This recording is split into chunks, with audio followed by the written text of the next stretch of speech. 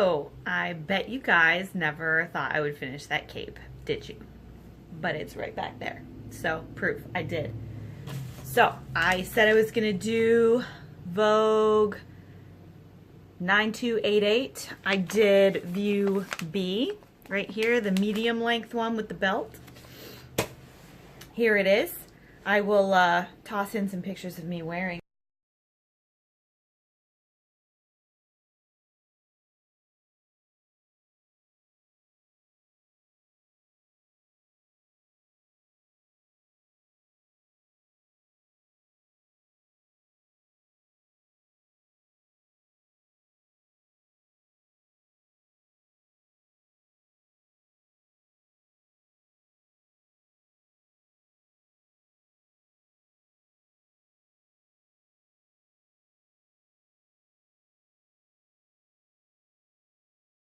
it. Um, it is, they're indoor shots. It's, I don't know, 10 degrees outside, 20 some with wind. There's snow. I'm not going out there right now. So you get indoor pictures. They're not as good, but they'll have to do. Anyways, I made it. Everything went really, really well on it. I didn't screw up any of it as far as I'm concerned. I did have some sewing machine drama. I actually broke my Viking right here while I was sewing it. So this machine was a gift to me from my mom, and it's great. I love it. But ever since I've had it, the needle's been really difficult to get in, like, to stay in. Like the screw, like it seems like you have to really, really, really tighten it to get the needle to stay in. And I thought maybe, like, some needles are better than others. Like I had a bunch of organ needles, and those ones wouldn't stay in it at all. So I've been using Schmetz needles because they seem to stay in better. But even so, like, I've had needles like fall out of the machine while I'm sewing on it, and that's like, you just put it back in and everything would be okay. But you really have to crank down on that little screw.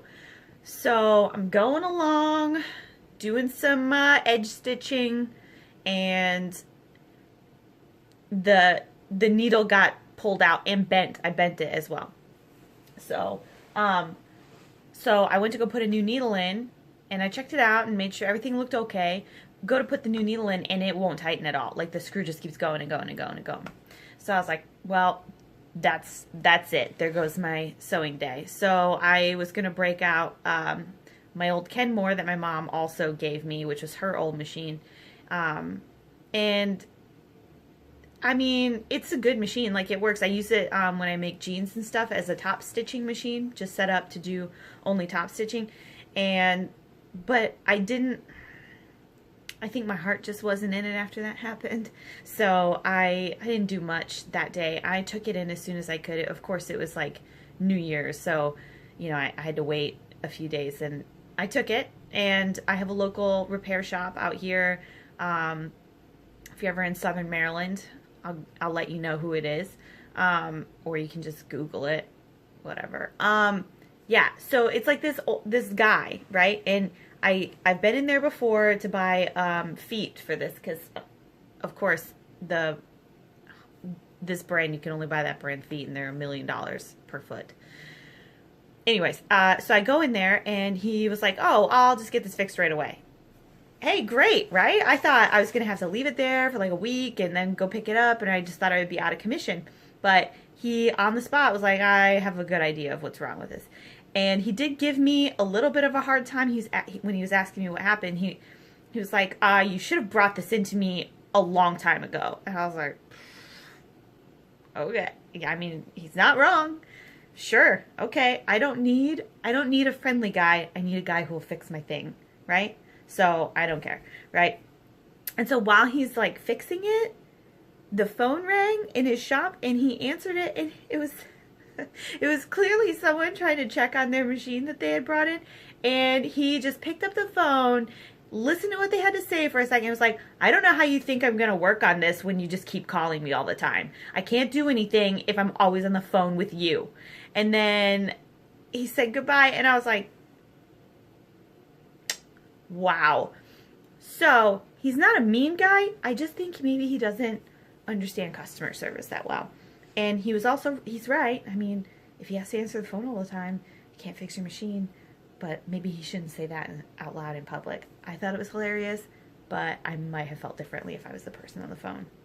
Of course, I don't think I would have been calling, but you never know. Anyways, I thought that was amusing. Here's the thing I broke. I don't know if you can see, but, well, I'm not going to touch that. Anyways, it's the metal piece that the needle screws into. I cracked it all the way through. So you can't, I mean, there's no tightening that once you've cracked it. So he replaced that with a piece that was on a floor model, which I thought was really cool, so I didn't have to wait for a part or anything. I was in and out of there in like 30 minutes. I think it cost like 80 bucks for labor, plus I bought a stitch in the ditch foot because I am oftentimes too lazy to slip stitch things. So I thought that might help. So yeah, once I got my machine back, I got it going. So, yeah, so you can see the outside here, but I think, so I went a little crazy on the inside. This belt just comes off. Come on. So I did, I used some bias tape that I made to do Hong Kong finish, seam finish, and then I also used it to do the hem of this. So, I don't know. I think it looks pretty cool, but it is definitely a bold statement. And these facings kind of, you can see them a little bit as you're walking because, you know, it'll, you know, flap around. So you can see the inside of it. And it's unlined. So I thought, well, I really want a nice finish. And I'm a big fan of bold moves. And I felt like that was a pretty bold move as far as the pattern on it goes. The only thing that I probably could have done a little bit better is I should have paid more attention when I was making the bias tape to matching the stripes on the seams, so you can see where the joins are, that the stripes are off. But I am not super concerned about that. It's on the inside. Yes, you'll see it, but if anyone's staring at it, they can, you know, they can not like it all they want, but I like it. And then the other thing is I was having a really hard time finding some buttons for this. Now, I went with this gold and black button because I thought it looked absolutely beautiful against the red. But with the bias tape, I was looking for a silver and black button because I thought it would go better with the black and white bias tape. Yeah, but that's what they had, and I like that as well. I just, you know what? I'm good with it. Yeah, it turned out really nicely. It's probably one of the few things I've made where I feel pretty confident if someone were to inspect it pretty closely that it would pass muster, at least for a beginner. So, so I did that. So it's done. No more cape. I've moved on. I wanted to do something easy. So I thought, so I have McCall's 7430.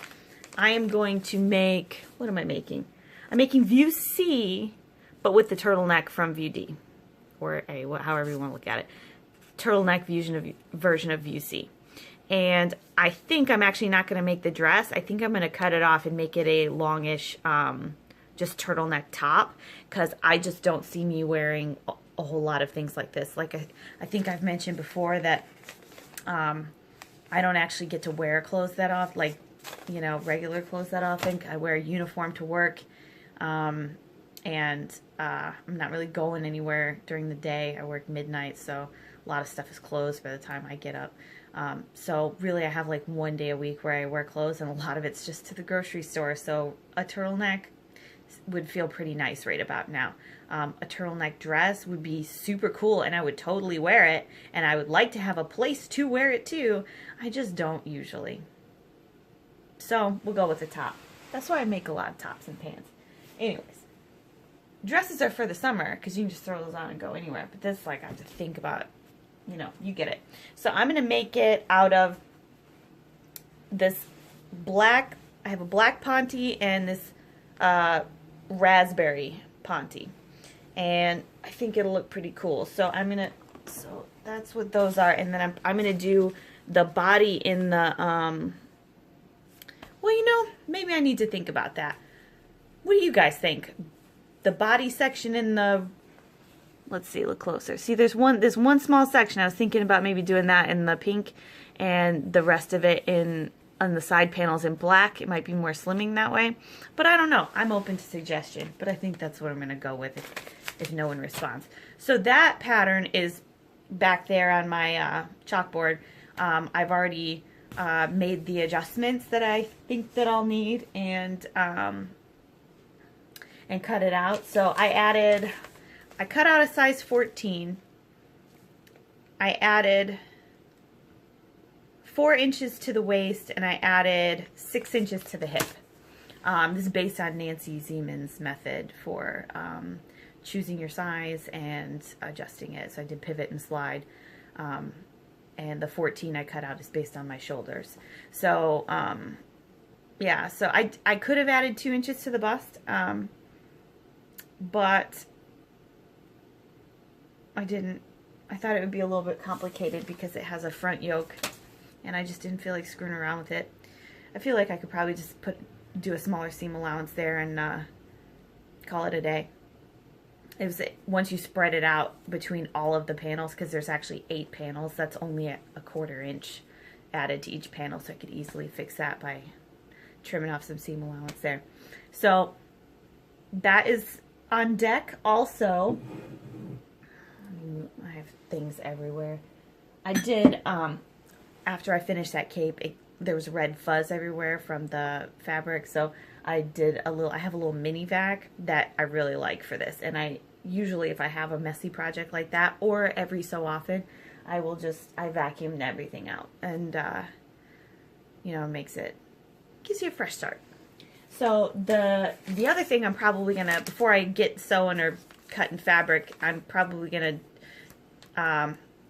get this pattern prepped up, and yeah, that way I can just do it all at once. I haven't decided which view I'm gonna make. I'm really feeling the V-neck, but it's also like real cold. But then I have that. I think I might do a V-neck. I haven't made anything with a V-neck quite like this before. I'm not entirely sure which view I'm gonna do though, but I do know what fabric I'm gonna use for it. So I have this ribbing. I think I got this on Amazon from Neo Trims, I think. I have a little pamphlet. Yeah, I think it's from Neo Trims. So that's going to be the trim for it, and then the body of it is going to be in this. I think this is also a Ponte, but I don't. Hang on. Yeah, there. Now you can see it. Yeah, right there. So like, there's little like circles and dots. It's not a pattern. It's like texture. Yeah. So, and it's cozy and it's pretty thick, so it should make a nice sweater with this ribbing next to it. Anyways, I think that'll be nice. I'm a little bit disheveled today. I let my hair air dry, and now it's just, there's nothing to be done with it. Oh God. Yeah. So that's all I have today. Oh, there was one thing. I just checked my notes. So usually I have a budget set for my fabric purchases of the month. This month I was feeling a little sad. You know, my boyfriend has took off to Japan for the next year. So he left on the 27th, and I was feeling a little bummed out. And that's when the Julie's picks, I usually try to order them by the 1st. But I went on there to order them, and they didn't have them up yet, probably because it was a holiday. And so, but then I noticed they had some like huge sales. I might have exploded my budget and gone absolutely berserk in a fit of like retail therapy frenzy. No one, and plus now there's no one here to like put me in check and be like, why are there, 40-pound boxes of fabric showing up on our door? Don't you have There's no one to stop me now. I'm responsible for myself. There's no guilt trip gonna happen. Yeah. So I went berserk. So I can't do that. I can't do that every month, but this month there is, as soon as it gets here, I'll sit down and show you guys because it is out of control. I think I got like 20 yards of fabric. 20 yards that I chose, and then I got a mystery bundle too. And then I went back the next day when they put the actual Julie's picks up, and I got the thing that I wanted in the first place. So yeah, I lost my mind a little bit. Anyways, I'll make a video about that and toss it on up here as soon as I can. It really doesn't make any sense, right? Because like I'm clearly real slow. Like it takes me forever. I don't even, you know what, I want to feel bad about it, but I don't. And also, I have no, I don't have a New Year's resolution. I just don't. Do better is always my resolution regarding all things. So, I will do my best to do better at sewing and all things that come with it. And I will do better at everything in my life, except apparently chilling out on fabric sales. Apparently, I cannot physically do that. Okay, that's all I got. Thanks for watching.